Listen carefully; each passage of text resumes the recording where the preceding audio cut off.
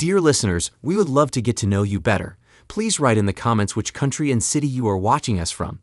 Thank you. Carlos Maloney stood absently stirring his cooling coffee.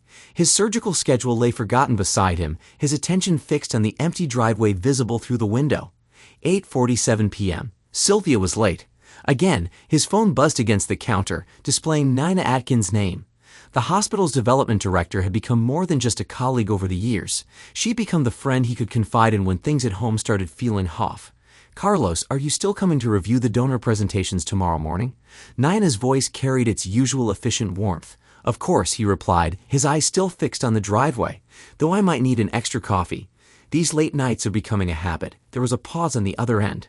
Sylvia's working late again. Another strategic planning session with Pete Wallace. The words tasted bitter in his mouth. Apparently, the hospital board member needs a lot of one-on-one time with pharmaceutical sales representatives these days. Carlos, Nina's voice softened. Have you talked to her about how you're feeling? Before he could respond, headlights swept across the driveway. A sleek black BMW that wasn't Sylvia's pulled up, and he watched as his wife emerged from the passenger side, laughing at something. Even from this distance, Carlos could see Pete Wallace's broad smile as he leaned across the center console. I need to go. Nina, she's home. Carlos ended the call, setting his phone down with deliberate care. Sylvia breezed through the door moments later, the scent of expensive perfume and wine preceding her. Her dark hair was perfectly styled despite the late hour, and her outfit, a form-fitting pencil skirt and silk blouse, looked more suited for a cocktail hour than a business meeting. You didn't have to wait up. Honey, she said, dropping her designer bag on the kitchen island. These meetings just keep running long. Pete's really pushing to revolutionize our oncology department's drug trials. Carlos watched as she poured herself a glass of water, noting how she avoided direct eye contact. Must be fascinating work, he said carefully, especially since the oncology department's drug trials fall under my supervision, and I haven't heard anything about these revolutionary changes. Sylvia's hand paused momentarily as she raised the glass to her lips. Well, it's all very preliminary. Pete likes to be thorough before bringing proposals to the department heads. She took a sip, then added with a slight edge to her voice. He says it's important to have all the details ironed out before dealing with them more. Traditional members of the staff, the implied criticism hung in the air between them. Carlos felt his jaw tighten, but maintained his composed exterior. The same calm demeanor that served him so well in the operating room. Traditional? Is that what he calls following proper protocols and patient safety guidelines? Don't start, Carlos. Sylvia's voice took on the dismissive tone that had become increasingly familiar. Not everyone believes in suffocating innovation with bureaucracy. Pete has vision. He sees possibilities where others see obstacles. Possibilities, Carlos repeated softly. And do these possibilities require you to dress like you're going to a nightclub instead of a hospital board meeting? Sylvia's eyes flashed. Oh, I'm sorry. Should I wear scrubs to sales meetings? Would that make you feel more comfortable? She gestured to her outfit. This is professional attire in the real world, Carlos. Not everyone spends their days hidden behind a surgical mask. The barb struck its target, but years of surgical training had taught Carlos to keep his hands steady and his emotions controlled. Instead of responding, he picked up their shared iPad from the counter. Its screen reflecting the tension in his face. You left your messaging app open, he said quietly, turning the screen toward her. The deleted messages were still visible in the recently deleted folder. Pete says the slit dress will be perfect for the party. Can't wait to see everyone's reaction, especially Carlos's, color drained from Sylvia's face, quickly replaced by a flush of anger. You're going through my messages now. Checking up on me like I'm one of your residents. It was open on our shared device, Sylvia, the one we bought together. Remember, back when we still did things together. He set the iPad down, his voice remaining steady despite the storm building inside him. What happened to us? When did you start needing another man's approval for how you dress? This is exactly why I need someone like Pete in my corner. Sylvia's voice rose, her carefully maintained composure cracking. You're so busy trying to control everything, everyone. Did it ever occur to you that maybe I want to feel attractive? That maybe I'm tired of living in the shadow of the great Dr. Maloney? Carlos felt the familiar pressure building behind his temples, the same pressure he felt during particularly challenging surgeries. Is that what Pete tells you? That I'm controlling? That I keep you in shadows? He took a careful breath. The same Pete Wallace who's been on the board for 8 months? And suddenly he knows our marriage better than we do. Sylvia grabbed her bag from the counter, her movements sharp with anger. Pete sees me for who I am, not who he wants me to be. He appreciates my intelligence, my ambition. He doesn't try to clip my wings every time I try to fly. Your wings? Carlos couldn't keep the incredulity from his voice. "Sylvia, you had complete freedom to pursue your career. I've supported every move you've made, but there's a difference between spreading your wings and setting fire to your nest." She was already heading toward the stairs, her heels clicking against the hardwood floors like angry exclamation points. "I'm not having this conversation right now. I have an early meeting tomorrow." With Pete, she emphasized his name like a weapon. "We're planning the presentation for the hospital fundraiser. Since you're so concerned about my professional activities," Carlos watched her retreat, noting how her hand trembled slightly as she gripped the banister. A tell she'd had since they first met. It used to endear her to him. That little sign of vulnerability beneath her polished exterior. Now it just made him wonder what else she was hiding. After she disappeared upstairs, Carlos turned back to the window, staring at the spot where Pete's BMW had been parked. The coffee beside him had gone completely cold. Much like the knot of dread forming in his stomach, he picked up his phone, thumbing through his recent calls until he found Nina's number again. He started typing a message about tomorrow's donor presentation review, then stopped deleting the words. Instead, he opened his browser and began searching Pete Wallace's name, adding terms like previous hospitals and board positions. Something wasn't adding up. And if there was one thing his years of surgery had taught him, it was to trust his instincts when things felt wrong. The clock on the wall ticked past 9:30 p.m. as Carlos settled in for what would become the first of many late nights investigating the man who was slowly unraveling his marriage. In their bedroom upstairs, Sylvia lay awake, her phone screen illuminating her face as she typed out a message. "He's getting suspicious. We need to move faster." The Metropolitan Hospital's grand ballroom had been transformed for the annual fundraiser, crystal chandeliers casting a warm glow over the elegant crowd below. Nina Atkins stood near the entrance, clipboard in hand, watching the guests arrive with the practiced eye of someone who had orchestrated countless such events. Her attention, however, kept drifting to Carlos Maloney, who was engaged in what appeared to be a tense conversation with a major donor near the bar. "Everything looks perfect." Nina, Dr. Sarah Chun, one of the senior neurologists, commented as she passed by. "Though I have to ask, did you see Sylvia Maloney's arrival? That dress is certainly memorable." Nina's professional smile remained fixed, but her grip on the clipboard tightened. She had indeed seen Sylvia's arrival, separate from Carlos, 45 minutes late, and wearing a dress that seemed designed to draw every eye in the room. The red fabric clung like a second skin. With a slit that made the conservative hospital board members, wives clutched their pearls in collective shock. "Dr. Chun, would you excuse me?" Nina spotted Pete Wallace making his way towards Sylvia, his intent gaze setting off warning bells in Nina's mind. She'd worked in hospital administration long enough to recognize predatory behavior when she saw it. Making her way across the room, Nina positioned herself within earshot of Sylvia and Pete pretending to adjust a flower arrangement. "You look absolutely stunning." Pete's voice carried just enough to reach Nina's ears. "I told you that dress would be perfect. Though I think your husband might be having an aneurysm." Sylvia's laugh was just a touch too loud, drawing attention from nearby guests. "Carlos needs to remember that I'm not one of his surgical instruments to be locked away in a sterile drawer." She took a long sip of champagne, her red lipstick leaving a perfect imprint on the glass. "Besides, isn't that the point of these events? To draw attention to what's valuable?"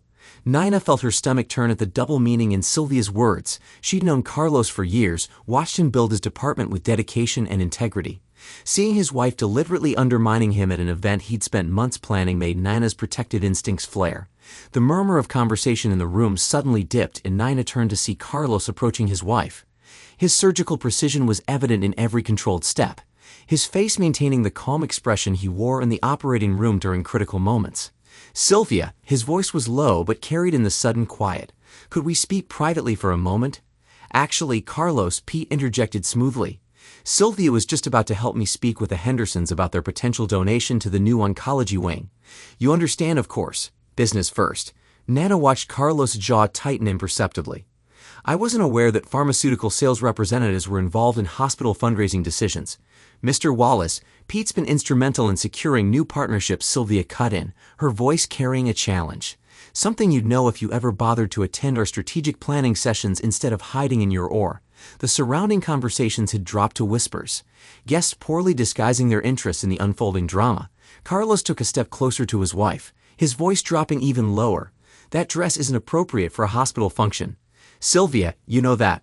Sylvia's reaction was explosive, her champagne glass slamming down a nearby table. "My body, my rules." The words echoed across the ballroom, causing several guests to jump. "I'm tired of your insecure, controlling behavior. Pete says I should be proud of how I look." The silence that followed was deafening. Nana watched his color crept up Carlos' neck, the only visible sign of his distress. Before he could respond, she stepped forward smoothly. "Dr. Maloney, the Rothschilds were asking about your pioneering work in pediatric cardiac surgery. Would you mind?" She gestured toward an elderly couple across the room, providing him with an escape route. Carlos gave a short nod, his professional mask sliding back into place. As Nina led him away, she heard Sylvia's laughing out behind them, followed by Pete's lower murmur. "I need some air," Carlos muttered as they reached the far side of the ballroom. Nina nodded, directing him toward a side door that led to a small terrace. The cool evening air seemed to help, some of the tension leaving Carlos' shoulders as he leaned against the stone balustrade. "I'm losing her, aren't I?" The words were barely audible. Before Nina could respond, the door opened behind them. Two women emerged, then stopped short when they saw Carlos. "Oh, Dr. Maloney, we were just..." one began, but her companion grabbed her arm, pulling her back inside. Nana waited until the door closed before speaking. They were in the restroom earlier. Sylvia was there, talking to some of the younger nurses. She hesitated, then continued. She was bragging, Carlos, about having both you and Pete Wallace wrapped around her finger. She called it her power play. Using your position while enjoying Pete's attention, Carlos' hands gripped the stone railing, his knuckles turning white. "I should have seen this coming. The late meetings, the changed passwords on her phone, the new clothes." He straightened suddenly, his expression shifting to one Nina recognized from their most challenging cases. "Nina, I need you to tell me everything you've heard. Every rumor, every whispered conversation. Something isn't right here. And it's not just my marriage that's at stake." Nina opened her mouth to respond, but movement near the ballroom windows caught her attention. Sylvia and Pete were visible through the glass, standing closer than propriety allowed. As they watched, Pete handed Sylvia what looked like a manila envelope, which she quickly slipped into her clutch. "Carlos," Nina said slowly, "what do you know about Pete Wallace's history before he joined our board?" Before Carlos could answer, the terrace door opened again, revealing Tasha Newton, one of the oncology nurses. Her face was pale, her hands clutching a set of papers. "Dr. Maloney," she said urgently, "I need to speak with you. It's about Mr. Wallace and your wife, and it's not just about their relationship." She glanced nervously over her shoulder before adding, "People's lives are at risk." The hospital's oncology department was eerily quiet at midnight. Long after the fundraiser's last guest had departed, Carlos sat in his office, tie loosened and jacket discarded, staring at the documents spread across his desk, while Tasha Newton paced nervously before him. "I noticed the discrepancies in the trial data 3 weeks ago," Tasha explained, her fingers twisting the hem of her scrub top. "At first, I thought it was just administrative errors, but then I started comparing the original patient records with the reports being sent to the FDA. Carlos picked up one of the spreadsheets, his medical training allowing him to quickly spot the altered numbers. "They're manipulating the efficacy rates," he said quietly, "making the drug appear more successful than it actually is. And the side effects," Tasha added, finally stopping her pacing to lean against the wall. "They're underreporting serious adverse reactions. Mr. Wallace's pharmaceutical company is pushing to fast-track approval, and your wife." She hesitated, glancing at Carlos apologetically. "Go on," he encouraged, his voice maintaining its professional steadiness despite the turmoil beneath. "Sylvia has been changing the documentation before it gets submitted. She has access to both the hospital records and the pharmaceutical company's reporting system. Perfect position to alter data at both ends." Tasha pulled another document from her back. "But here's what really scared me." Carlos accepted the paper, recognizing it as an internal memo from Pete Wallace's company. His blood ran cold as he read the details, a pattern of similar trials at other hospitals, all fast-tracked, all with suspiciously positive results. And at each hospital, a sales representative had been instrumental in managing the data. "There's more," Tasha said quietly. "I did some digging after I found this. 3 patients from previous trials at other hospitals died from undisclosed complications. The deaths were classified as unrelated to the drug, but when you look at their symptoms," she handed over another set of medical records, her hands shaking slightly. Carlos read through the cases, his medical training allowing him to see the pattern that had been deliberately obscured. "They knew," he whispered, "they knew the drug was causing organ failure, and they covered it up." A soft knock at the door made them both jump. Nana slipped inside, closing the door quietly behind her. "Security said you were still here," she said to Carlos, then noticed his expression. "What did you find?" Carlos handed her the documents wordlessly. As Nina read, her professional composure cracked slightly. "Oh my God," she breathed. "And Sylvia's involved in this?" "Involved?" Tasha's laugh held no humor. She's been Pete's partner in this from the beginning. Look at the dates on those employment records. Carlos froze. What dates? Nina quickly flipped through the papers until she found what Tasha was referring to. Carlos Sylvia applied for the position at the pharmaceutical company 2 months before she met you, and Pete Wallace's name is listed as her reference. The revelation hit Carlos like a physical blow. He stood abruptly, moving to the window of his office that overlooked the hospital's illuminated parking lot. His mind raced through every moment of his relationship with Sylvia, recontextualizing each memory through this new lens. She pursued me, he said quietly, more to himself than his companions. All those chance meetings in the hospital cafeteria, the way she always seemed to know my schedule. He pressed his forehead against the cool glass. I thought it was fate. It was calculation. Nana approached him cautiously, laying a gentle hand on his shoulder. Carlos, there's something else you need to see. She held out her tablet, displaying an email thread she'd recovered from the hospital's archive servers. These are communications between Pete and Sylvia from 6 months before she took the sales position.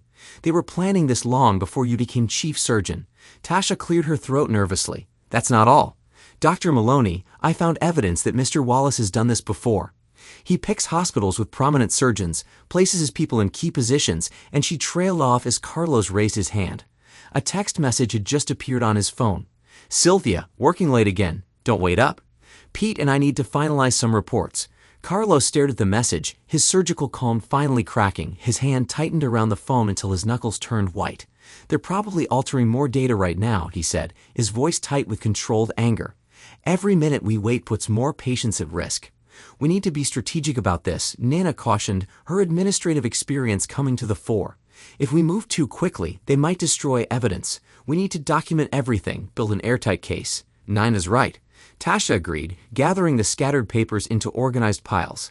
I've been making copies of everything I find, storing them in multiple secure locations, but there's something else that's been bothering me. She pulled up a file on her phone. Look at the pattern of Pete's hospital transfers. Every time an investigation gets close, he moves on. And the sales representatives he works with, they disappear. No criminal charges, no paper trail. They just vanish. Carlos turned from the window, his face set in grim determination. So we need to be thorough, document everything, build a case they can't escape from. He looked at the 2 women who had become his unlikely allies. But we need to move fast. The longer we wait, the more patients are at risk. Nina nodded, already pulling out her laptop. I can access the hospital's secure servers, track any changes made to patient records. If they're altering data, we'll have proof. I can monitor the oncology ward Tasha offered, document any unusual symptoms or reactions that don't make it into the official reports. Carlos picked up one of the falsified trial reports, studying the deliberate deceptions hidden in the data. Each altered number represented a real patient, someone who trusted their doctors to protect them, someone who deserved better than to be treated as a disposable data point in Pete Wallace's scheme. We do this by the book, he decided. Gather evidence, document everything, build an ironclad case. But we move quickly. He looked at his phone again, at Sylvia's casual message about working late. They've already hurt too many people. We end this before anyone else becomes a victim. As if on cue, his office phone rang. The night nurse from oncology was calling about a patient in the trial who had developed unexpected complications. As Carlos listened to the symptoms, he recognized the pattern from the previous hospital's hidden cases. Another victim of Pete's fraudulent drug trial, another life at risk. I need to check on my patient, he said, grabbing his white coat. Nina, start compiling those records. Tasha, document everything about this new case. We'll meet again tomorrow night. As he hurried toward the oncology ward, Carlos' mind was already formulating plans. He would protect his patients, expose the fraud, and deal with the devastating personal betrayal. But first, he had a life to save, because unlike his wife and Pete Wallace, he had never forgotten what it meant to be a healer. The fluorescent lights of Metropolitan Hospital's records room buzzed quietly as Nina Atkins sifted through another stack of patient files. A week had passed since Tasha's revelation at the fundraiser, and dark circles under Nina's eyes testified to the countless hours she'd spent helping Carlos uncover the extent of Pete and Sylvia's deception.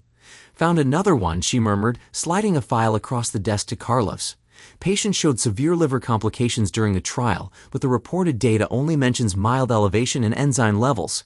Carlos rubbed his temples, staring at the growing pile of evidence before them. The wall clock read 2:17 a.m., but sleep had become a luxury he couldn't afford. Beside him, Tasha Newton nursed her 4th cup of coffee, highlighting discrepancies in laboratory results. The pattern's consistent, Tasha said, her voice barely above a whisper despite the empty floor. They're systematically downplaying severe side effects while inflating positive responses. She pushed her reading glasses up with a tired hand. Dr. Maloney, these numbers, real people are being hurt. The door creaked open, causing all three to freeze until they recognized Dr. Sarah Chin's familiar silhouette. "Thought I'd find you here," she said, closing the door carefully behind her. "You should know. Sylvie is in the West Wing right now, having quite the intimate conversation with Pete in his office." Carlos' jaw tightened, but he kept his focus on the files before him. The past week had revealed an ugly pattern in his wife's behavior. She'd started staying out all night, not even bothering with excuses anymore. The hospital staff's whispers had grown louder, their pitying glances more obvious. "It's not just the affair anymore," Nina said, watching Carlos carefully. "The evidence we've gathered shows a deliberate pattern of fraud. Pete's done this before, hasn't he?" Sarah nodded, pulling up a chair. "I made some calls to colleagues at other hospitals. Pete Wallace has a history of short-term board positions, always coinciding with drug trials that showed suspiciously positive results. And there's always a sales representative involved, but never the same one twice." Carlos finished, finally looking up. "They disappear after each successful trial, probably well compensated for their role." His voice carried a bitter edge, except this time he chose my wife. A soft knock interrupted them, and one of the night nurses poked her head in. "Dr. Maloney, your wife is asking for you. She says it's urgent." "Something about dinner plans tomorrow." Carlos exchanged glances with Nina, who gave him a subtle nod. They'd agreed he needed to maintain normalcy while they gathered evidence. "Tell her I'll be right there." After the nurse left, Carlos stood, straightening his lab coat. "Keep digging. There has to be more we're missing." Pete's too experienced to not have contingency plans. Nina caught his arm as he passed. "Carlos, be careful. She's getting bolder with her behavior. Almost like she wants to provoke a reaction. She's testing his limits," Sarah suggested, seeing how much he'll tolerate before he snaps. Classic manipulator strategy. Carlos paused at the door, his hand resting on the handle. "What she doesn't realize is that I stopped being her husband the moment I saw those falsified trial reports. Now I'm just a surgeon trying to protect his patients." As he walked through the dimly lit corridors, Carlos' mind wandered to the moment earlier that day when he discovered something that changed everything. He'd been searching their home office for more evidence when he found a hidden folder in Sylvia's desk. Inside were documents dating back to before their marriage, correspondence between her and Pete, planning their entrance into Metropolitan Hospital. His position as chief surgeon hadn't been a point of pride for her. It had been a target. The realization had hit him like a physical blow. Their entire marriage had been a calculated move in Pete's long game. Every smile, every touch, every whispered "I love you." All part of an elaborate con to gain access to the hospital's drug trials. He found Sylvia waiting by the nurse's station, her designer dress and perfect makeup incongruous with the late hour. Pete stood too close beside her, his hand resting possessively on her lower back. "Carlos, darling," Sylvia's voice carried that artificial sweetness she'd adopted lately. "I was thinking we should host a dinner party tomorrow.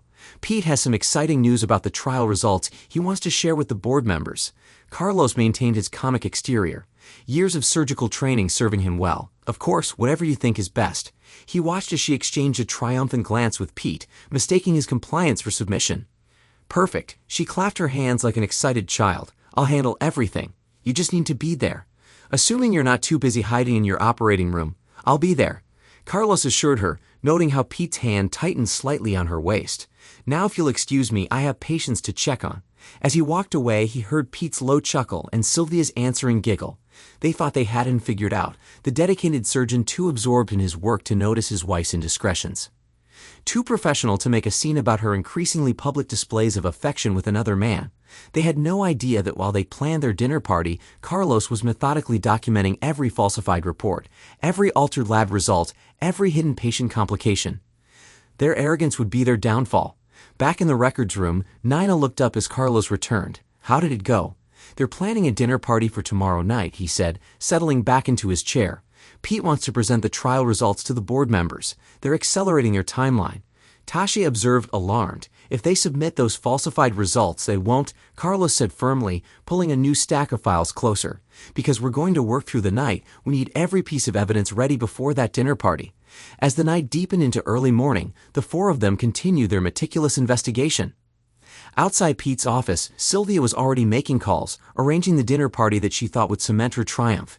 Instead, it would mark the beginning of her downfall.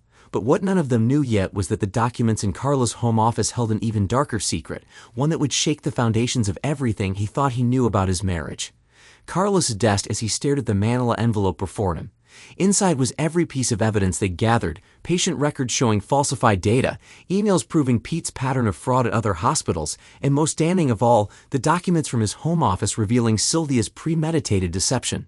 Nana stood, watching the early hospital staff arrive for their shifts. "The FDA will want to investigate thoroughly," she said, her voice heavy with the weight of their decision. "Once we submit this, there's no going back." Carlos nodded, sealing the envelope with deliberate care. The last week had aged him visibly. His normally pristine white coat showed signs of wrinkles from too many nights spent in the records room, and stubble darkened his usually clean-shaven jaw. "I received a call this morning," Nana continued, turning to face him. "From Seattle Presbyterian, their chief of pediatric surgery is retiring next month. They're interested in your reputation for integrity as much as your surgical skills." A knock at the door interrupted them. Dr. Chin entered, her face grave. "You need to see this," she said, handing Carlos a tablet. On the screen was an email from Pete to the hospital board, announcing a special meeting that evening to present the trial's groundbreaking results. "They're moving faster than we anticipated." Carlos muttered, scanning the email. The dinner party wasn't enough. They want official board approval tonight. Nina moved to his side, reading over his shoulder. "We need to act now. If they get board approval, they won't."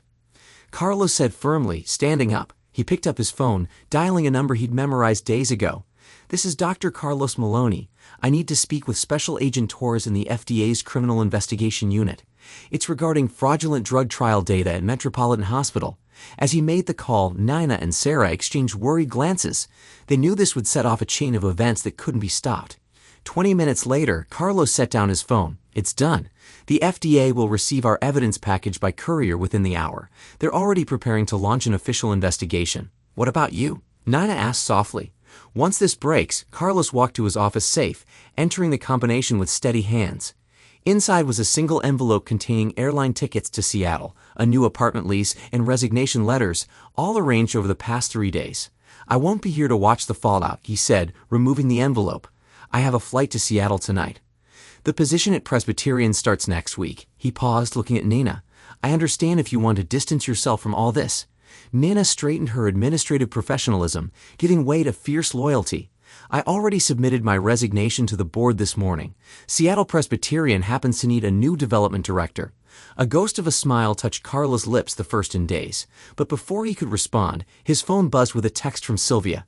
"Don't forget, dinner party tonight. Wear the blue tie I bought you for your birthday. Pete says it brings out your eyes." The casual cruelty of her manipulation settled over the room like a physical presence. Carlos stared at the message, seeing not the words but years of calculated deception behind them. "What are you going to do about the house?" Sarah asked gently. "The accounts?" "Leave it all," Carlos said, his decision made. "The accounts, the house, the cars. She can have everything." He pulled a small note from his desk drawer. Reading the words he'd written hours earlier, "You wanted freedom. Now you have it." Nina touched his arm gently. "Carlos, are you sure? That's your entire life." "No," he corrected her, his voice firm. "That was the life she constructed for her con. My real life, my patience, my integrity, my true friends, that comes with me." The day passed in a blur of quiet preparation. Carlos performed his scheduled surgeries with his usual precision, gave detailed instructions to his residents, and methodically cleared his office of personal items. To anyone watching, it seemed like a normal day for the chief surgeon. At 6 p.m., as hospital staff changed shifts and board members began arriving for Pete's presentation, Carlos walked to his car one last time. He placed his note on the kitchen counter of his soon-to-be former home, left his keys and hospital ID on his desk, and sent one final email to the hospital board, his resignation, effective immediately. By the time Sylvia arrived home to prepare for her dinner party, Carlos was already on his way to Seattle, leaving behind a life built on lies and taking with him only his integrity and the truth. His marriage hadn't just ended. It had never really existed. It had been a carefully constructed facade, and now it was time to build something real. The news broke with the fury of a summer storm. Pete Wallace's arrest made headlines across the medical community, his carefully constructed empire of pharmaceutical fraud crumbling in the harsh light of federal investigation. But in the quiet corners of Metropolitan Hospital, the whispers focused on a different story: the disappearance of Dr. Carlos Maloney and the unraveling of his wife's carefully crafted deceptions. Sylvia's transformation from confident manipulator to desperate searcher happened virtually overnight. Her designer clothes gave way to rumpled business suits as she haunted the hospital corridors, accosting anyone who might know Carlos' whereabouts. "Please," she begged Dr. Chun one morning, catching her outside the surgical wing. "He must have told you something. You worked with him for years. Sarah regarded her coldly, remembering nights spent helping gather evidence of Sylvia's betrayal. The last time I saw Carlos, he was doing what he always did, protecting his patients. Something you and Pete seemed to forget was our primary duty. The investigation expanded like ripples in a pond, touching every aspect of the hospital's operations.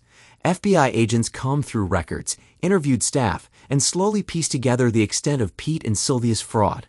Mrs. Maloney, Special Agent Torres called out as Sylvia attempted to slip past the conference room, temporarily serving as the FBI's base. We need to discuss some inconsistencies in your statement. Sylvia's perfectly manicured nails dug into her palms. I've told you everything I know. Pete handled all the data manipulation. I was just following his instructions. Torres' smile held no warmth. Interesting, because we found emails suggesting you were involved in similar operations at other hospitals before you ever met Dr. Maloney. Care to explain that? The color drained from Sylvia's face. She hadn't known they'd found those. I need to speak with my lawyer, she whispered, backing away from the door. The hospital board, desperate to salvage their reputation, called an emergency meeting. The chairman's hand shook as he read the FDA's preliminary findings. Multiple counts of data falsification, deliberate suppression of adverse reactions, potential manslaughter charges, if any deaths can be linked to the drug trials. He looked up at the shocked faces around the table. How do we miss this? Dr. Chung cleared her throat. We didn't all miss it. Carlos saw it, and he made sure the truth came out, even at the cost of his own marriage and position here. The ripples spread further. Private investigators hired by Sylvia hit dead ends at every turn. Carlos had vanished completely, leaving no trace of his new life.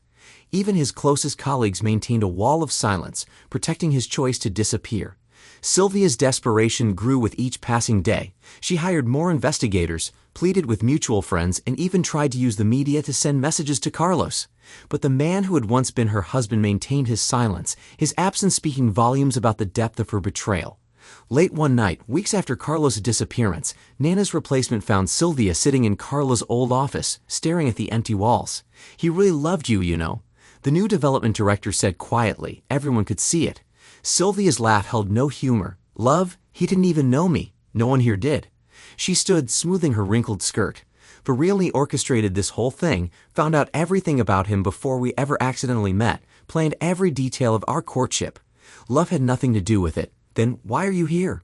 Why spend thousands on private investigators if it was all just a con? Sylvia moved, looking out at the city lights, because he beat me at my own game. He saw through everything, gathered his evidence, and disappeared. All while I thought I had him completely fooled, she pressed her forehead against the cool glass. How did I not see it coming? But as federal agents continued their investigation, they uncovered layers of deception that even Sylvia hadn't anticipated. The trail of fraud led back years before her involvement with Pete, suggesting a larger conspiracy that was still unfolding. The hospital's legal team worked overtime to protect their institution's reputation. Press releases emphasized their full cooperation with federal investigators and their commitment to patient safety. But in the break rooms and corridors, staff whispered about the real story, how their chief surgeon had sacrificed everything to expose the truth. In the end, Sylvia managed to negotiate a deal with federal prosecutors, trading her detailed knowledge of Pete's operations for immunity from prosecution. But her victory felt hollow as she walked the halls of the hospital for the last time. Packing up her office under the watchful eyes of security, as she left the building, she passed the wall where Carla's photograph had once hung among the other department heads. Now there was just an empty space, a fitting metaphor for what remained of their marriage. What she didn't know, what none of them knew, was that Carlos had taken more than just evidence when he disappeared. He had uncovered secrets that went beyond mere pharmaceutical fraud. Secrets that would eventually force Sylvia to confront the true cost of her deceptions. Seattle's autumn rain drummed steadily against the windows of the Pacific Northwest Pediatric Care Center. Dr. Carlos Maloney stood in his office, reviewing surgical schedules while the city lights blurred behind sheets of water streaming down the glass. 7 years had carved new lines around his eyes, but they'd also given him something he'd lost in Metropolitan Hospital. Peace. Nina's gentle knock drew his attention from the window. She entered with 2 cups of coffee, setting one on his desk with the familiarity of long partnership. The Williams boys' post-op results look promising, she said, settling into her usual chair. The board is thrilled with the success rates of your new surgical technique. Carlos smiled, noting how naturally Nina had transitioned from development director to medical center administrator. Their shared vision had transformed this facility into one of the country's leading pediatric centers. More than that, their friendship had evolved into something deeper, though neither had rushed to define it. Remember when we first came here? Nina asked, her eyes distant with memory. You were so focused on rebuilding, on proving that what happened at Metropolitan couldn't define you. We both were, Carlos replied, taking a sip of coffee. Though I think you had more faith in me than I had in myself back then. The comfortable moment was interrupted by Carlos' assistant, Rachel, appearing in the doorway. Her face held an uncertainty that immediately put both of them on alert. Dr. Maloney, there's someone here to see you. She's very insistent. Rachel's hesitation spoke volumes. She says her name is Sylvia Meyer. The coffee cup in Carlos' hand froze halfway to his lips. Nana straightened in her chair, 7 years of carefully constructed peace, suddenly threatened by a ghost from the past. She's not alone. Rachel added quietly, there's a child with her. The rain seemed to pound louder as Carlos set down his cup with deliberate care. Send them in. Nana started to rise, but Carlos shook his head. Stay, please. The quiet request carried years of shared trust. Sylvia's entrance was like a clash of past and present. She wore expensive clothes, but they were wrinkled from travel. Her hair, once perfectly styled, showed signs of nervous fidgeting. But it was the boy clutching her hand that drew Carlos' immediate attention. The child, around 6 years old, had Pete Wallace's distinctive nose and jaw structure. The resemblance was so striking that Carlos felt his medical training kick in, automatically cataloging inherited features. Carlos, Sylvia's voice trembled slightly. I know I'm the last person you want to see. Why are you here, Sylvia? The question came from Nana, her protective instincts evident in her tone. Sylvia's eyes darted between them, noting their proximity, the easy familiarity of their shared space. Something like resignation flickered across her face before she squared her shoulders. This is Jason, she said, gently urging the boy forward. Your son. The silence that followed was absolute, broken only by the steady rhythm of rain against glass. Carlos studied the child more carefully now. His surgeon's eye noting every detail that proved Sylvia's claim impossible. He was conceived during our last month together. Sylvia continued, her words rushing out. I didn't know until after everything. No, Carlos said quietly, his voice carrying the certainty of medical knowledge. He wasn't. The boy, Jason, looked up at him with curious eyes, clearly old enough to understand he was the subject of discussion, but too young to grasp its significance. Carlos noticed how he leaned slightly away from Sylvia despite her grip on his hand. Carlos, please. Sylvia's composure cracked slightly. I know I've done unforgettable things, but Jason needs. He has Pete's features. Carlos interrupted, his voice clinical, the nasal bridge, the mandibular structure, even the slight asymmetry of the orbital bones. I'm a surgeon, Sylvia. Did you think I wouldn't notice? Nina had risen slowly, moving to stand beside Carlos. Her presence steadied him as it had so many times over the past 7 years. Why now? She asked, her administrator's instincts picking up on the desperation beneath Sylvia's polished surface. Why come here with a lie that any doctor could disprove? Sylvia's grip on Jason's hand tightened, causing the boy to wince slightly. The reaction didn't escape Carlos' notice. Years of working with pediatric patients had made him acutely attuned to signs of distress in children. Jason, he said gently, crouching down to the boy's eye level. There's a really cool playroom just down the hall. Would you like to check it out while we grown-ups talk? The boy looked up at Sylvia, who nodded tightly. Rachel, understanding without words, stepped forward to guide him out. As soon as the door closed, Sylvia seemed to deflate. Pete's being released, she whispered, early parole for good behavior. He knows about Jason, and he's made threats. Start from the beginning, Carlos said, his voice firm but not unkind. The truth this time, and as the rain continued its steady percussion against the windows, Sylvia began to unravel a story that made their previous scandal seem almost simple in comparison. With each word, Carlos understood that his past wasn't just returning. It was bringing with it a darkness that would force him to choose between the peace he'd built and the oath he'd taken to protect those who needed help. Nina's hand found his, their fingers intertwining with the strength of shared battles and victory. Whatever storm Sylvia was bringing to their door, they'd weather it together. The playroom's bright colors and cheerful decorations stood in sharp contrast to the heavy atmosphere in Carlos' office as Sylvia's story spilled out in desperate bursts. Marla Preston was Pete's mistress before I met him, she began, pacing between the windows. She worked in research at his previous hospital. When she got pregnant, Pete saw it as a threat to his position, his reputation. She paused, swallowing hard. He asked me to help. Handle the situation, handle it how? Nina's voice was steel-wrapped in silk. I was supposed to convince her to terminate the pregnancy, offer her money to disappear. Sylvia's hands twisted together. But Marla refused. She said her baby deserved to know its father. She threatened to expose everything. The fraud, the affairs, all of it. Carlos leaned forward, his surgical instinct sensing the approaching core of the infection. What happened to her, Sylvia? Pete. He said he just wanted to talk to her. I arranged the meeting. Tears began sliding down Sylvia's cheeks. "I didn't know. I swear I didn't know he would. There was a car accident. They said she lost control on a wet road. But it wasn't an accident," Nana concluded quietly. Sylvia shook her head, dropping into a chair as if her legs could no longer support her. Pete made sure all the evidence pointed to driver error, but he kept trophies, documents, photos, insurance papers with his signature. Her voice broke. "I found them when I was helping him move offices after the trial started. That's when I realized what he was capable of. And Jason," Carlos prompted, though he already suspected the answer. Marla's son, she had listed her sister as guardian in her will, but the sister died of cancer 2 years ago. Sylvia's words came faster now, tumbling over each other. Pete wanted to eliminate any trace of his connection to Marla. "He forged documents, made it look like the sister had given me custody before she died." "Why you?" Nina asked, her administrative mind picking apart the logistics. "Because I was already compromised. The fraud investigation, the trial. Pete knew I'd do anything to stay out of prison." Sylvia laughed bitterly. "He said taking Jason would prove my loyalty, gave him leverage if I ever thought about talking." Carlos stood, moving to the window. Below he could see the playroom where Jason was showing Rachel something on a drawing pad. The boy's features, so like Pete's, now carried a wave of tragedy.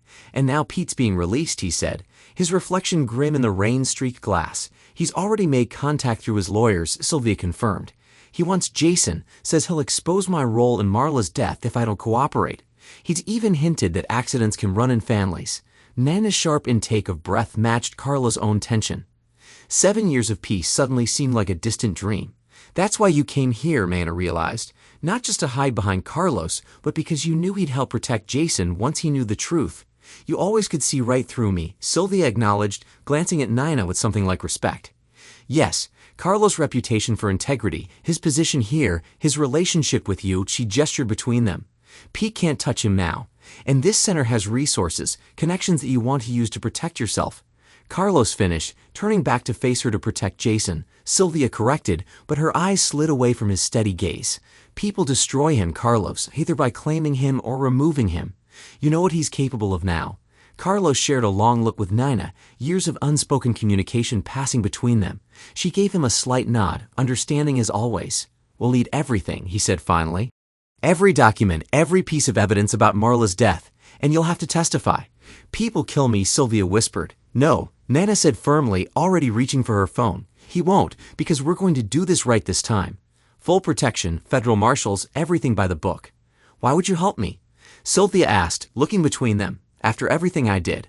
"We're not helping you," Carlos said quietly, watching Jason through the window. "We're helping a little boy who never asked to be part of this nightmare, just like we helped those patients you and Pete endangered 7 years ago." A knock at the door heralded Rachel's return with Jason. The boy clutched a drawing in his hands, his face brightening as he held it up to show them. "I drew my house," he announced proudly, "the one I lived in with my first mom before she went to heaven." Sylvia flinched, but Carlos crouched down to examine the drawing with appropriate seriousness. "That's very good, Jason. Would you like to tell me about your first mom?" As the boy launched into a detailed description of Marla Preston's garden and her chocolate chip pancakes, Carlos felt the weight of responsibility settling on his shoulders. This child was more than just Pete Wallace's son or a victim of circumstance. He was a chance for redemption, not for Sylvia or Pete, but for a system that had failed to protect his mother. Nina was already on the phone in the corner, her quiet voice carrying fragments of words like witness protection and federal investigation. Outside, the rain had finally begun to ease, though darker clouds loomed on the horizon. The storm was coming, but this time, they would be ready.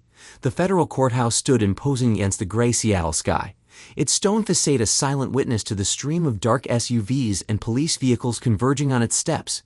Inside, in a carefully secured courtroom, Pete Wallace's carefully constructed world was about to shatter. Carlos sat in the front row beside Nina, their shoulders touching in silent support. Jason was safely ensconced in a federal safe house, surrounded by marshals and child psychologists who were helping him understand his role in the unfolding drama. The door opened and Pete entered in handcuffs, his prison pallor a sharp contrast to the confident man who had once commanded hospital boardrooms. His eyes locked onto Sylvia, who sat rigid beside her lawyers across the aisle. "All rise," the bailiff called his judge. Elena Martinez entered, her robes flowing behind her like a banner of justice. The proceedings moved with the precision of a well-planned surgery. The prosecutor, Sarah Chun, a welcome familiar face from Metropolitan Hospital who had followed the case from the beginning. laid out the evidence with devastating clarity. The state will prove that the defendant, Peter Wallace, did willfully and with premeditation cause the death of Marla Preston. She began, her voice carrying to every corner of the hushed courtroom. We will show how he used his position and influence to cover up this crime and how he continued to manipulate and threaten others to maintain that cover-up. Carlos watched as each piece of evidence was presented. The insurance documents bearing Pete's signature, the maintenance records showing tampering with Marla's car, the threatening emails to Sylvia. But it was Sylvia's testimony that held the courtroom spellbound. "He told me it would be easy," she said, her voice smaller than Carlos remembered. "Just arrange a meeting, make sure no one else was around. I thought he was just going to talk to her." She broke down, years of guilt finally finding voice. "I helped him destroy the evidence afterward, change dates on documents, created false alibis. I told myself it was just another cover-up, like the drug trials." Pete's lawyer tried to paint her as an unreliable witness, but the evidence was too solid, too well documented. When the federal agents testified about finding Marla's hidden diary in Pete's storage unit, detailing her fears and suspicions, even Pete's confident smirk began to fade. During a brief recess, Nina touched Carlos' arm. "Jason's art therapist just sent an update. He's doing well, actually seeming relieved to talk about his mother." Carlos nodded, remembering the boy's drawings, not just of his mother's house, but of dark figures and scary men. Of documents hidden in walls and whispered threats. The artwork had become part of the evidence, a child's testimony that no cross-examination could shake. The verdict, when it came, felt like the release of a long-held breath, guilty on all counts. Life sentence, no possibility of parole. Pete's mask finally cracked as the handcuffs clicked shut. "You think this ends here?" he snarled at Sylvia. "You're nothing without me. You'll always be nothing." But Sylvia wasn't looking at him. She was watching Carlos and Nina, seeing something in their steady presence that made her straighten her shoulders. "No, Pete," she said quietly. "You're the one who's nothing without your schemes and threats. I see that now." Later in the judge's chambers, another scene played out, one that would shape Jason's future. Nina had made the suggestion during trial preparation, and Carlos had known immediately it was right. "You understand this is an unusual situation," Judge Martinez said, reviewing the adoption papers. "Dr. Maloney, Ms. Atkins, you're aware of the challenges involved in adopting a child with such a complex background." "We are, Your Honor," Nina answered, her hand finding Carlos's. "But Jason needs stability, a home where he'll be safe and loved, where his mother's memory will be honored, not hidden." The judge studied them over her glasses. "And you, Ms. Meyer, you're willing to terminate all parental rights." Sylvia, now dressed in the simple clothes provided by the Witness Protection Program, nodded. "Jason deserves better than a life on the run. And she glanced at Carlos and Nina. "They can give him what I never could, truth, safety, a real family." The signing of the papers felt momentous, yet simple, like all life-changing moments sometimes do. As the judge's seal pressed into the document, Carlos felt the weight of the past 7 years finally lifting. "There's one more thing," he said suddenly, pulling out a medical file. "During Jason's standard pre-adoption physical, I noticed some unusual genetic markers. They matched a case I saw years ago, a patient who turned out to be Pete's illegitimate brother." The judge raised an eyebrow, making the connection to Marla Preston's claims about paternity absolutely certain. "And ensuring Pete can never contest the adoption," Nina added, her administrator's mind always 3 steps ahead. As they left the courthouse, the Seattle rain had given way to weak sunlight. Sylvia paused on the steps, preparing to lead with her witness protection detail. "I did love you," she said to Carlos. "In the beginning, before Pete twisted everything, I just didn't know how to love someone good." Carlos really looked at her for the first time in 7 years. "I hope you learn," he said simply, "wherever you end up. I hope you find peace." She nodded once, then walked away, disappearing into her new life with quiet dignity that had eluded her in her old one. The pediatric center thrived in the years that followed. Carlos and Nina's partnership, both professional and personal, deepened with each challenge they faced together. Jason bloomed under their care, his artistic talents finding expression in bright murals that transformed the hospital's corridors into storybook adventures. One evening, as Seattle's endless rain drummed against the windows, Carlos found Jason in his study, holding the memory box from the attic. Inside lay the red dress that had once symbolized so much pain, along with the note he'd left in Sylvia's final confession letter. "Dad," Jason's voice carried the weight of a 13-year-old, trying to understand his complex history. "Will you tell me the whole story now? About how you and Mom found me?" Nina appeared in the doorway, carrying 3 mugs of hot chocolate. Her presence, as always, made the difficult moments easier to navigate. "It's quite a story," Carlos said, accepting a mug, "but I think you're old enough to understand it now." As the rain played its steady rhythm, Carlos shared the tale, not just of scandal and betrayal, but of how sometimes losing everything you thought you wanted could lead you to everything you truly needed. "You chose me," Jason said finally, his fingers tracing the edges of the memory box. "When you didn't have to, when you knew whose son I really was. Biology doesn't make a family." Nina said softly, sitting beside them. "Love does. Choice does." Carlos looked at his son, this boy who had arrived as a reminder of past betrayals, but had become a symbol of redemption, and saw only possibility. The genetic markers that linked him to Pete Wallace meant nothing compared to the courage and compassion he showed every day. The scandal that had once threatened to destroy Carlos' career had instead become a catalyst for positive change. The pediatric center's protocols for pharmaceutical trials had become a model for hospitals nationwide. Nina's management reforms were studied in medical administration courses, and somewhere in a new life under a new name, Sylvia was hopefully learning what they had all discovered. That redemption begins with truth. In the end, it wasn't just about justice being served or wrongs being righted. It was about the family they had built from the ashes of betrayal, stronger because they had chosen each other. The red dress in the memory box remained as a reminder not of what was lost, but of what was found. Proof that sometimes the darkest moments can lead to the brightest futures if you're brave enough to follow the light.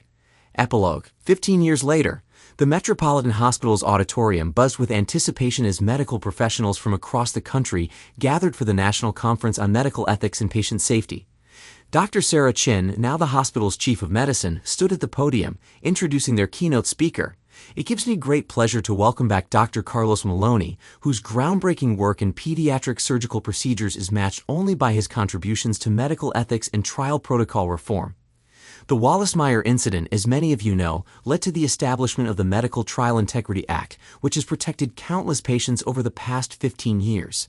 Carlos approached the podium, his hair now threaded with distinguished gray.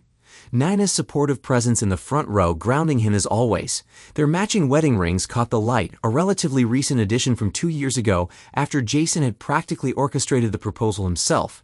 15 years ago, Carlos began his voice carrying the weight of experience. This very hospital was the epicenter of one of medicine's darkest ethical breaches.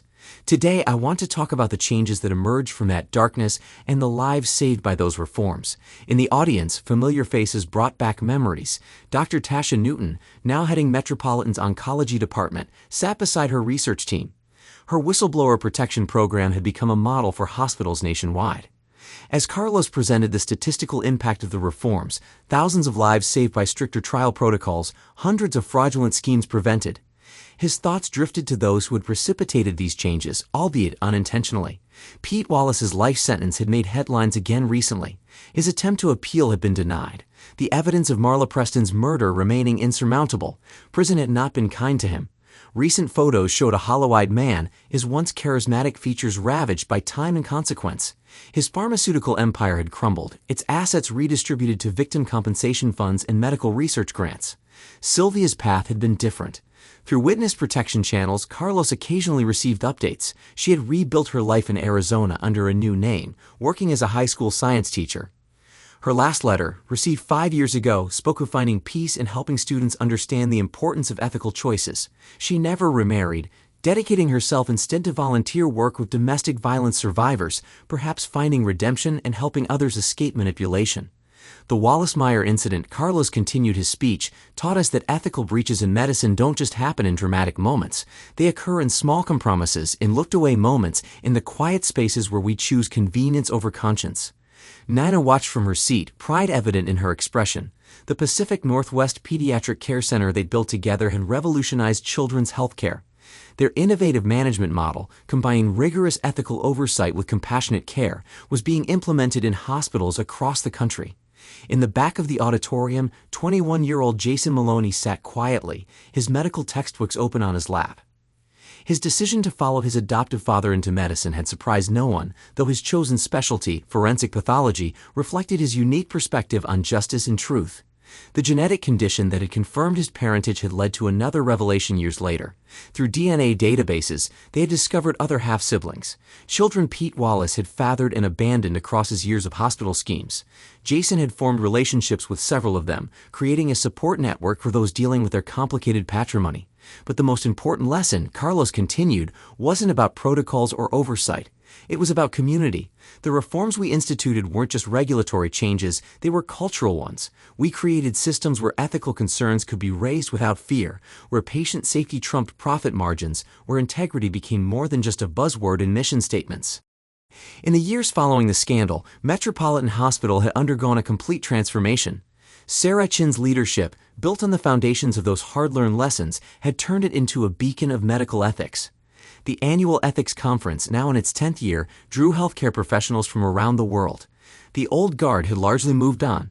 Several board members who had enabled Pete's schemes had faced their own legal consequences. Others had retired quietly, their reputations permanently tarnished. But from that upheaval, a new generation of medical leaders had emerged, shaped by the lessons of the past. After the speech during the reception, Carlos found himself in his old office, now Sarah's, looking out at the familiar skyline. Nina joined him, their hands finding each other automatically. "Strange being back," she asked, noting his thoughtful expression. "Not strange," he replied. "More like completing a circle." Everything that happened here, all the pain and betrayal, it led to something bigger than us, real change. A knock at the door revealed Jason, his father's surgical precision combined with his mother's artistic soul evident in his bearing. "Dad, Mom." They're ready for the panel discussion on whistleblower protection reforms. As they walked together through the hospital corridors, Carlos noticed the changes. Walls once adorned with donor plaques now displayed patient safety achievements. The pharmaceutical trials wing, once Pete's domain, had been transformed into a transparent research center with public oversight committees. The panel discussion brought together key figures from the Wallace-Meyer incident. Tasha Newton spoke about the importance of speaking up. Sarah Chun discussed institutional responsibility. Nina addressed administrative reforms. And Carlos, with Jason beside him, talked about the personal cost of maintaining integrity and the greater cost of compromising it.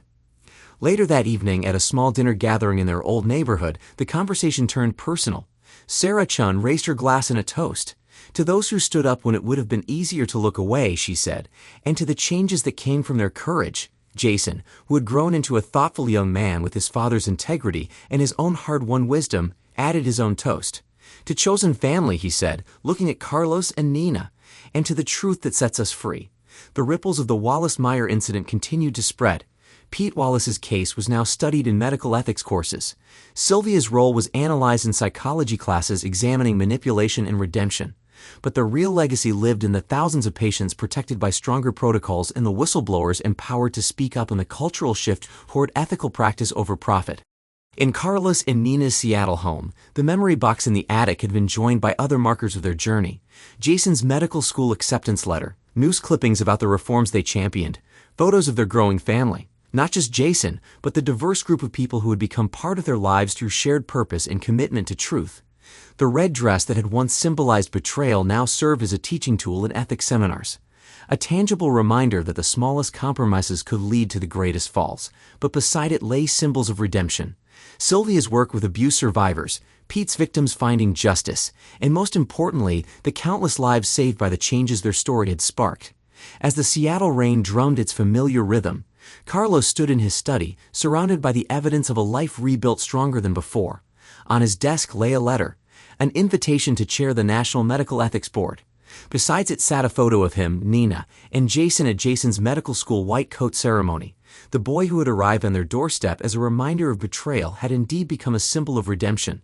But more than that, he had become himself, a young man determined to protect truth and justice in his own way. Nana entered with their evening coffee, a routine unchanged through years of partnership. "Thinking deep thoughts?" she asked, noting his contemplative expression.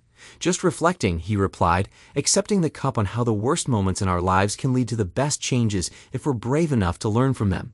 Through the window, they could see the lights of their pediatric center, a beacon in the gathering dusk. Inside those walls, new generations of medical professionals were being trained in both surgical technique and ethical practice. The lessons of the past were ensuring a better future. The Wallace-Meyer incident had ended, but its impact continued to ripple outward, touching lives far beyond those directly involved. In the end, it wasn't just a story of betrayal and justice. It was a testament to the power of truth, the strength of chosen family, and the enduring triumph of integrity over expedience. The slit dress in the memory box remained as a reminder, not of what was lost, but of what was gained. Proof that sometimes we must lose everything we thought we wanted to find everything we truly need. And in that finding, create changes that outlive our own stories. Thanks to everyone who took the time to listen to today's stories. If you enjoyed it, please consider liking and subscribing if you haven't already. Feel free to share your thoughts on the events in the comments below. Take care.